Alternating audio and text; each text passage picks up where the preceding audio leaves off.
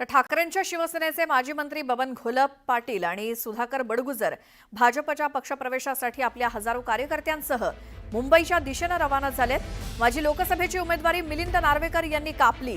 बाळासाहेबांच्या कार्यशैलीशी उद्धव ठाकरेंची तुलना होऊ शकत नाही असा आरोप बबन घोलप यांनी केला। तर माझी हकालपट्टी का केली हे मला अजूनही समजलेलं नाही। माझ्यावरती करण्यात आलेले बिनबुडाचे आरोप असल्याचं सुधाकर बडगुजर यांनी सांगितलं। त्यांच्याशी संवाद साधले आमचे प्रतिनिधी लक्ष्मण घाटोळ यांनी।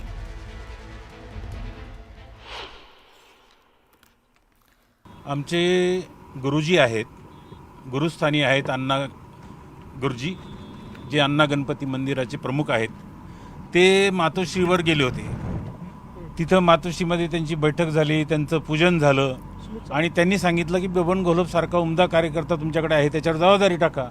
वहिनींनी सांगितलं की नाही, ते आमच्या रिटायरच्या यादीमध्ये आहे आणि त्याच्यामध्ये ते सगळं कुटुंब तिथं होतं। जर मी त्यांच्या रिटायरच्या यादीमध्ये आहे तर मला तिथं गप्प बसून घरी बसून मला थोडंच भागणार आहे।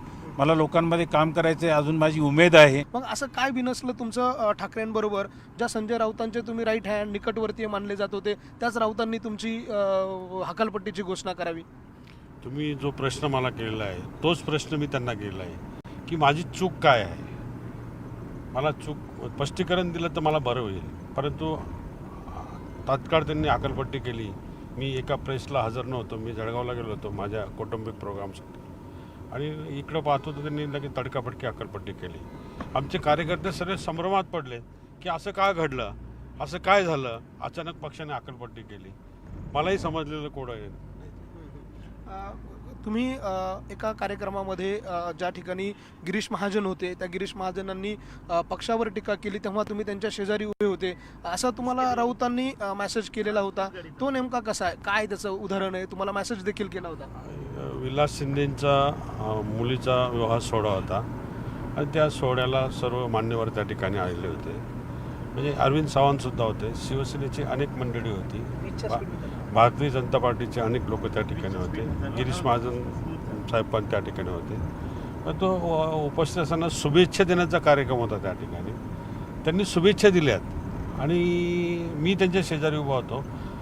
त्या कारणावरनं जर माझी हकालपट्टी होत असेल तर मला असं वाटतं चुकीचं आहे। प्रश्न, मध्यंतरी तुमच्यावर अनेक प्रकारचे आरोप झाले, पर दहशतवाद्यांबरोबर तुमचे संबंध आहे असं त्यांनी जोडण्याचा प्रयत्न केला आणि तुमचे फोटो व्हायरल करण्याचा प्रयत्न केला, त्याला देखील तुम्ही सामोरे गेला। ते नेमकं प्रकरण काय होतं, त्यातून तुम्ही कसे बाहेर पडलात आणि आता त्याची काय सगळी परिस्थिती आहे? राजकीय विरोध होता, डॅमेज करण्याचा प्रयत्न होता आणि त्या सर्व प्रक्रियेमधनं, न्यायालयीन प्रक्रियेमधनं मी निश्चितपणाने बाहेर पडलो। व्हिडिओ जर्नलिस्ट हेमंत बागुलसह लक्ष्मण घाटोळ, न्यूज 18 लोकमत, नाशिक।